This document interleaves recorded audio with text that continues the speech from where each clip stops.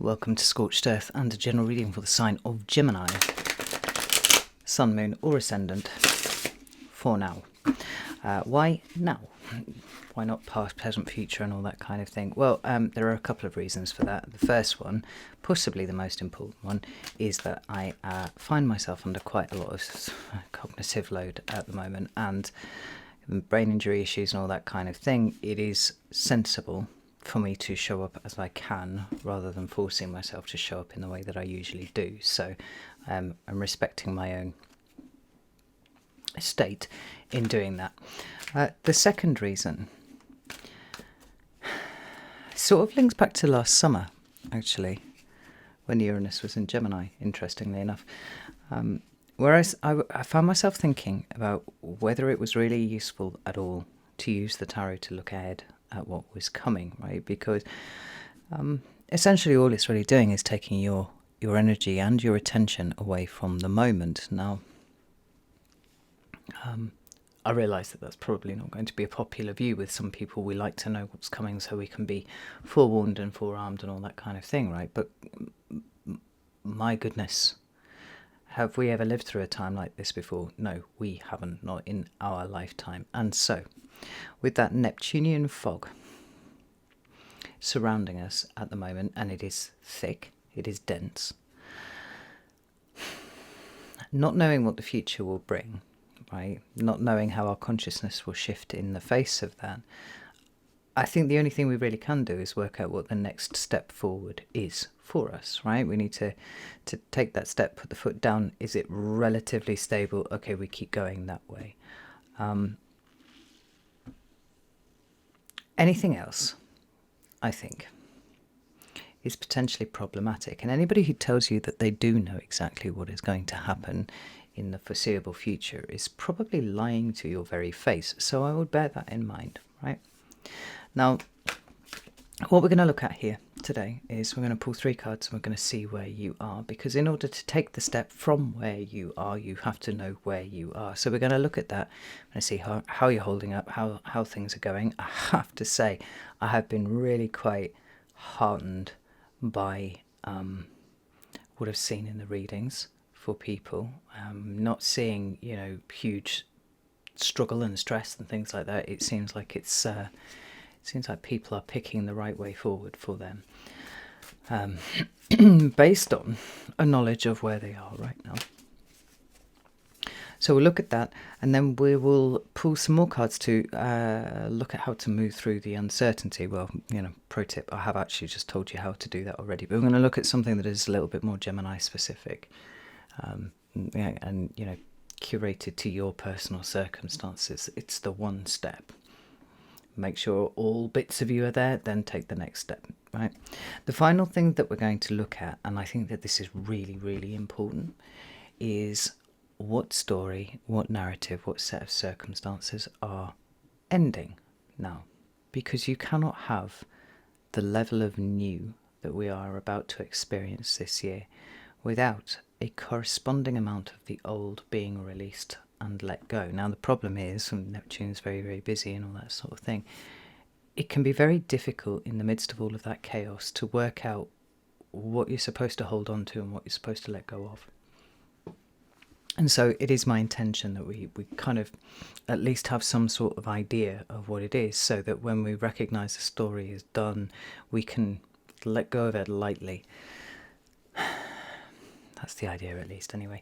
There will be an extended, and we'll be looking at different things in that. So, if this reading resonates with you and you want to go a little bit deeper, the links are in the description box that you will need for that. But let's flip the camera around here, move my lighter out of shot, and see where you are right now, Gemini. What's going on with Gemini? Whoa, there's the sun. Beautiful. I love that. We've got the 7 of Cups. One more, Justice. Ooh. Do you know, whilst I would not have necessarily said that Gemini was an inherently chaotic sign, you are the fastest moving sign in the zodiac. You actually pipped Sagittarius on that one. And it would make sense that there's a kind of thriving, right? If you can get yourself in the right position, and I think that you have, there's a kind of thriving that can happen when there are lots of moving pieces, a lot of things to, a lot of perspectives to integrate. Right? Gemini loves information. Really loves information, and there's, like I said, disposition, right? How to move through the uncertainty. We have the Five of Swords, we have the Eight of Swords, and one more, please. Well, fucking hell, that was two. One of them is the Queen of Pentacles, the other one is the Knight of Cups. Oh, here it is. There. Finally, let's have a look and see what stories are ending for you, Gemini. What do we need to know about that? Right. We've got Temperance on its side. Oh, goodness. Whole cluster of cards. Page of Swords, Ace of Swords. Wow, interesting. And the Eight of Cups. Right. We've got the Hermit at the bottom of the deck. Now, I don't think this necessarily refers to an introverted state that Geminis are in at the moment. I feel like it's more like the wisdom that comes from within. Why? Well, we'll get to that in a moment. But let's come back up here a minute and see where you are right now. Like, there's a sunny disposition with the Sun card there, but I think it's a little less about, you know, showing up with optimism and positivity. I think it's more about conscious awareness, to be honest, for you, Gemini. It's like you're consciously aware of what is happening. I think the mutable signs, the double-bodied signs, have a inherent what would we call it? Bit of a head start on the rest of the zodiac somewhat, because you're always navigating that space between the end and the beginning of things, right? And they're quite often things are foggy there. You know, shifting state from one thing to another is part of what the double-bodied signs do.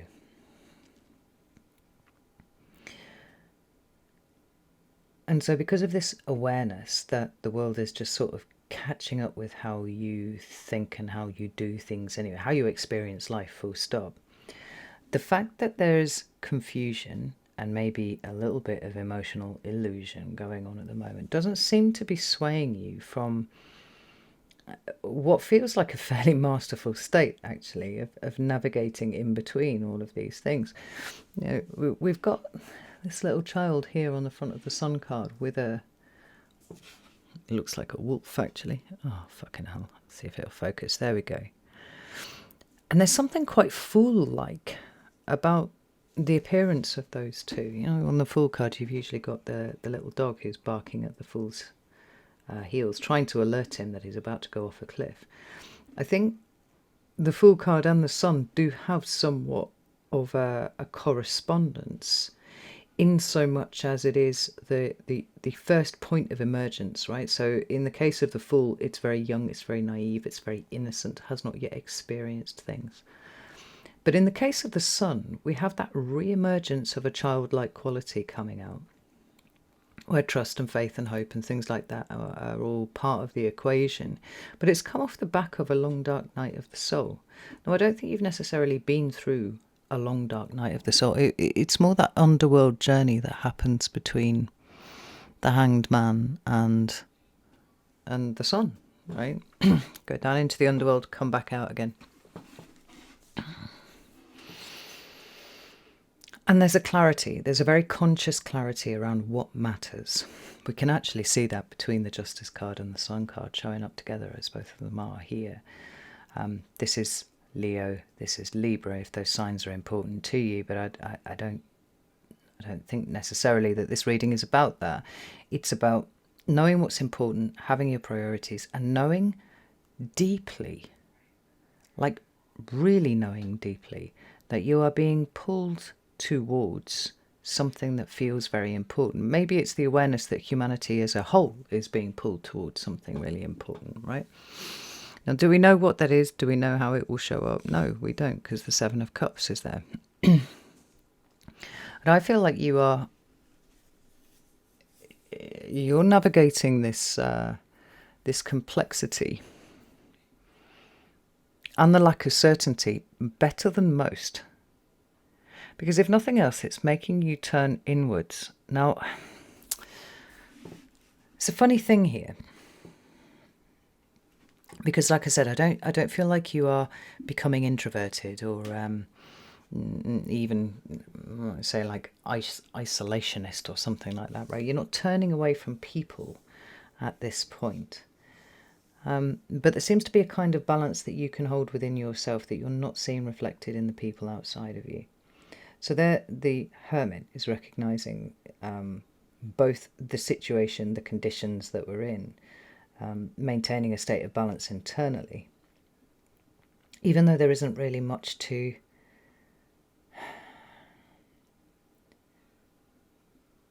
there's nothing like a conclusion happening here, and you know that. I really like the way that both the Sun here in this card and the Woman in Justice and the Owl are just looking straight forward and locking eyes with you. It feels like there's something very, very real about you, and there's something very, very real and wise, so let's not leave that out, about the way that you're seeing the world right now. Simply just the way that you're showing up is direct, really direct. It's like you can see past all the bullshit.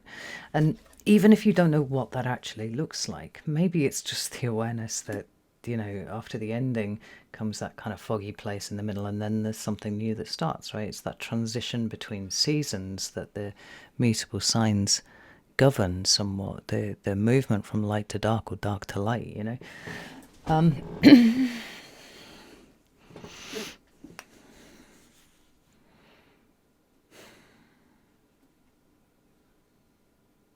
It's almost like a conscious embodiment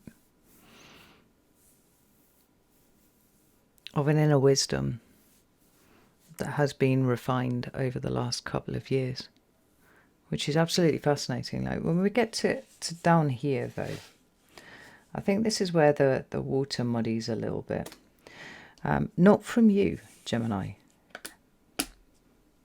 There are lots of things that you are clear about, and not least you're clear about what you're unclear about. But you can hold this state of tension where you don't know the things, you haven't synthesized it towards, you know, some sort of coherent answer, but that's okay. Like, you can hold that. I don't think other people can. Our Eight of Swords in the center is actually Sun in Gemini. And it's interesting that we should have these two relatively negative cards, right? This was Venus in Aquarius, this one's Sun in Gemini, right? That are speaking to closed minds, closed perceptions, closed realities, maybe to some extent like a bit of a victim complex going on here. And at the very least, a slightly malignant energy here, and not directed at you, to be fair, but that more inwardly malignant energy that we have towards ourselves. For me, the Five of Swords is about wonky thought patterns, right? It's how we punish ourselves quite often. But the thing is, that's usually happening away from the conscious awareness, just as this is usually happening away from the conscious awareness. These are all the things that are happening in the background, ruled more by the sun than anything else, right? Not the sun, the moon, that one. Because they're not immediately obvious. I mean, the conditions that you are working in, I think, suit you pretty well right now, Gemini. There's nothing that's too... I might be doing you a disservice there. I was going to say there's nothing that's too difficult about, you know, holding these potentially conflicted states, conflicted perspectives, and you know, just holding it all. But I think I might be doing you a disservice there, because that's a hard job. And just because you're navigating it well, it doesn't mean that there's not a lot of effort going into it.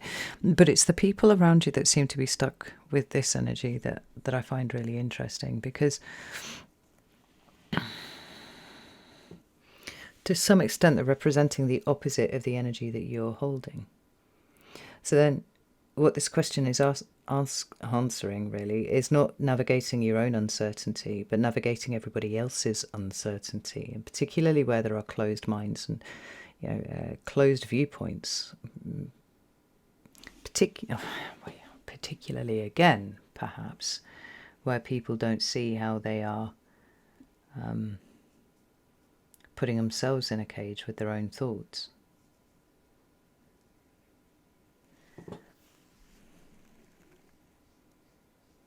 That's something really interesting that I haven't noticed about this card before, this one in the centre. There are actually characters all around. Well, I'm here. It's difficult to tell whether they're just suits of armour, but they certainly seem to be. I don't know. Have a look for yourself. See what you think. They seem to be certainly observing the position. Now, we don't get a sense that these, whatever they are here to rescue whoever's in this cage of the mind right here. But they're certainly seeing it. Five of Swords, wonky thought patterns, self-flagellation, shonky communication, right? Definitely as it's happening internally as well as with everybody else. I think these are the things that you're witnessing, Gemini. And I don't know if you are surprised by that. I think maybe not, because I think you're self-aware enough to recognise that there is a particular skill set that you have that is not replicated across all humans uniformly, right? There's something about the Gemini experience that is able to handle this level of complexity. But I think you're getting really solid examples of it happening all around you now. And I don't feel a sense of needing to interfere with that. I think you're quite happy to allow people to work things out for themselves, or not, as the case may be.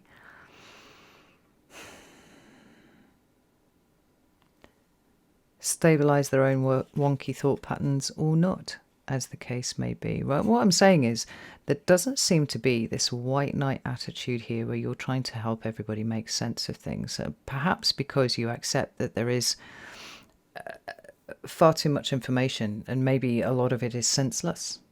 Like there's a yeah, we'll get to that in a minute. It's not your job to save everyone, and you accept that. Now the Knight of Cups here could be an indication that there were some sort of compulsion to do that, but I actually think you're resisting it really well, because the Queen of Pentacles here is the what's the word that I'm looking for? I can't find it at all. What she's doing is essentially muting the energy of the Knight of Cups. I can't think of the word. Mitigating, there we go. The Queen of Pentacles is the mitigating force here on the Knight of Cups. Like the Knight of Cups still gets to show up, but he is being checked by the Queen of Pentacles, who's saying, yeah, I get the compassion, I get the desire to help, but there is a look at how she's pointing at the moon here. Can you see that? Like, I think she's actually pointing at the pentacle on the thing, but she appears to be pointing beyond the moon. There is a value to the level of confusion that people are experiencing at the moment. There is a confusion to this dark night of the soul that humanity appears to be walking into now. Depending on who you are, you could say that humanity's been here for years, actually.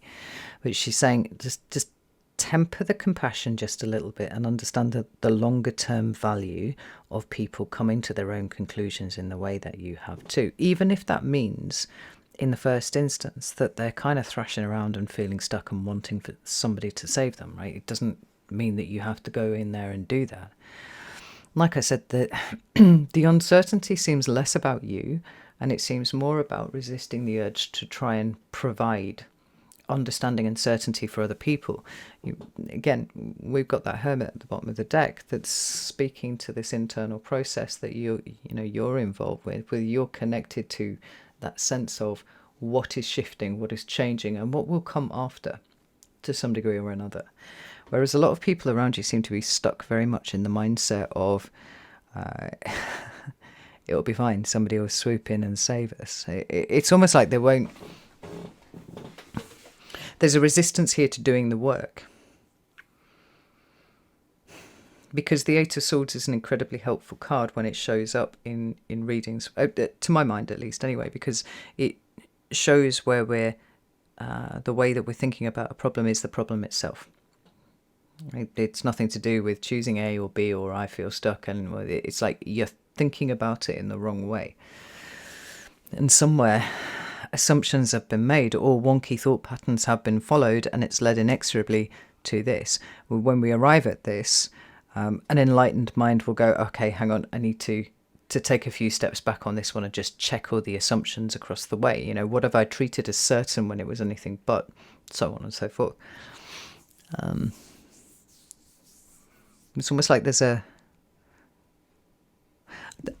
it's almost like a kind of parenting moment, or as we might call it, a teaching moment. You know, I've been banging on about Teacher Leader Guide for quite a long time. Years now at this point, I think. But it's very much in the embodiment.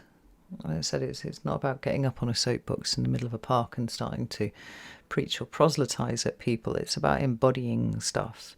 And a good teacher will know when to step in and when to let people kind of work it out for themselves. And I do think that that's part of what's going on here. There's a hell of a lot of restraint on your part, because part of you does kind of want to dive in and explain things and work it all out for people. But it's not necessary at this point. Like, you see the wisdom of, you see the value of feeling that sense of compassion, being available for, being a sounding board and all these sorts of things. But being a little bit more restrained about what you're letting out again, because this is a teaching moment. So when we're looking at what stories are ending, interestingly, the very first thing that jumps out at me is this idea that the truth is something that can be gained out there. And like the previous version of you may have pursued that, right? Looked for external indicators of truth, external truths. But we've got the Hermit here saying that this is now not how we do things. We reach inside when we're looking for a truth, right? The Page of Swords and the Ace of Swords, in their own different ways, they represent initiation. They speak of broadening our horizon, casting the net wider, looking for more information. The Ace of Swords is a little bit more like maybe an epiphany, right, where lots of things get put together. But the time for you to go looking for external representations of truth is over. You've tapped into the big source, and that's the Hermit. I've said this before, you know, the answer to every question you should ever need to ask yourself can be answered by the Hermit with enough introspection, right? How the Eight of Swords becomes an instrument of power, right? An expression of an energy, of an instrument of power here, when viewed from a different perspective.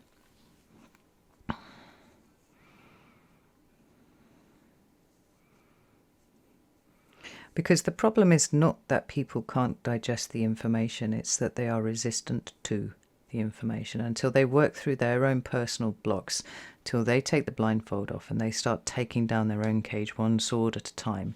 Nobody is going to be interested in what you've gathered and what you've made sense of, right? But like I said, you seem to be at a point where you recognise that this is a path that everybody must walk on their own. This Temperance card on its side is interesting,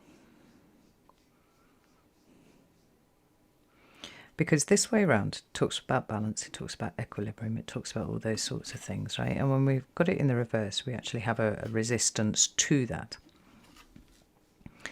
When it's showing up on its side, it's an energy that is available but hasn't been plugged into yet. And I think this is a comment on the people who have not done their work to the deepest extent, not the way that you have.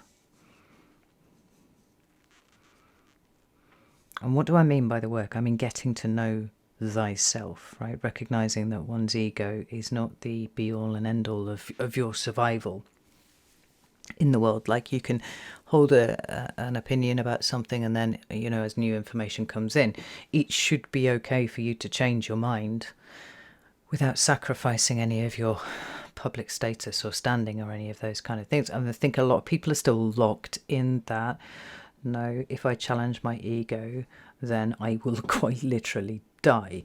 Now, I think the knowing thyself and correcting one's ego and even interrogating one's own mental processes, which I feel like you've done a lot, Gemini, that has been available to everyone for some time now. And I think if they have not picked up that baton, I think what this is saying here is, right across the board actually here, that now they have to ride out what happens next from this space. I'm not writing anybody off at all. I'm just saying that the time to prepare was before the event was upon us, right? And the event is upon us now. So you're not going to have the time to put things into balance and equilibrium because everything's about to go fucking crazy, right? And if it's about to go fucking crazy, that's not when you want to be sorting out your internal mental sock drawer. Something else is required. And to that end, and I don't know how long this is going to take. Are we talking like the day of the Saturn-Neptune conjunction? Are we talking about the week afterwards? We've already had that solar eclipse in Aquarius, which was square Uranus in Taurus, right? So we have two pretty unpredictable breakthrough energies, propulsion energies, if you will, that we're now sitting in the afterglow of. That could take 6 months to a year to 18 months, actually.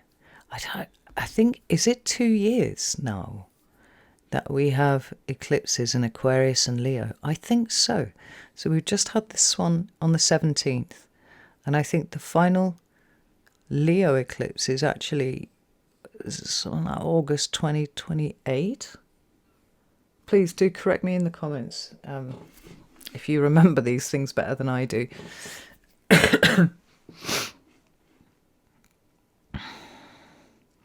There will be lots of people working this stuff out as they go, but I think the real space to do it has gone now. And so the next 2 years is almost going to be a forcible removal of the swords, and that's really uncomfortable, because this is where things like ontological shock come in, right? If you deconstruct your own reality yourself, if you deconstruct your own mental processes yourself, if you're challenging yourself and checking yourself and whatever, then as the world is catching up with you and kind of doing the same, you're like, oh, okay, right. And I can change my position now. I can, my ego's not going to interfere and say, oh God, no, I will die if I don't agree with these people, or I don't do this or whatever. There's that maneuverability. I don't think that for most people in the world that maneuverability is available, and so what we're going to have as a result is, like I said, the forcible removal of the swords. This is making people see in a way that they didn't really want to see, and may actually continue to double down on. You can't save everyone, Gemini. I think you know that. I think you understand that. And I think that's part of why what you're embodying now is so strong. It's certainly going to make you stand out amongst others. This 8 of Cups is interesting too. It's another 8. So we always have a reclamation of power available where this card shows up, or the 8 of Swords, or the 8 of Wands, 8 of Pentacles. And the 8 of Cups is about putting down emotional baggage and moving away from something. We are in pursuit of our 9th cup, right? But again, I feel like it ties into the message, which is that the healing was available, the period for reflection was available up until this point.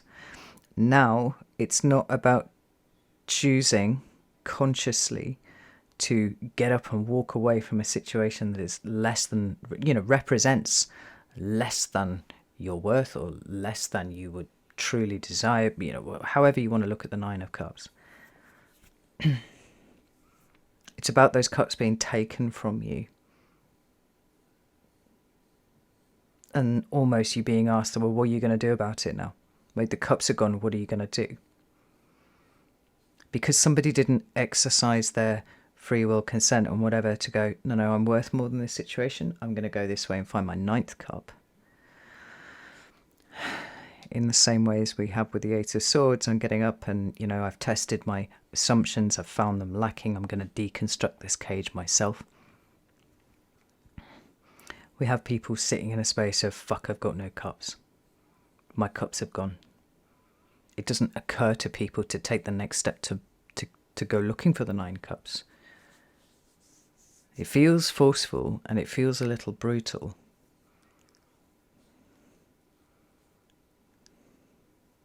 But it's not your job to sort everybody else's head out. And they are where they are now, you know. This is really interesting, Gemini. Right, I'm going to go over to the extended now. You're very welcome to join me over there if you would like to do so. You can do that on Selfie, you can do that on Circle. Links for both are in the description box below, so please feel free to open that up and have a read of what is in there. But let's go over there and have a little dig around, because I want to look specifically about what may be a potential trap or pitfall for you in this moment that we find ourselves in. I'm actually relatively confident that I don't know, you just seem to be fielding this so well, you probably already have worked out what the trap or the pitfall for you might be. So we'll go and have a look, and then we'll see if there's some advice for navigating that, and then we will pull one of these cards from the Spiral Oracle. They've been absolutely spot on. I can't even tell you how good they've been. So let me away, leave it there. Know that I love you all very, very much, and I'll see you soon.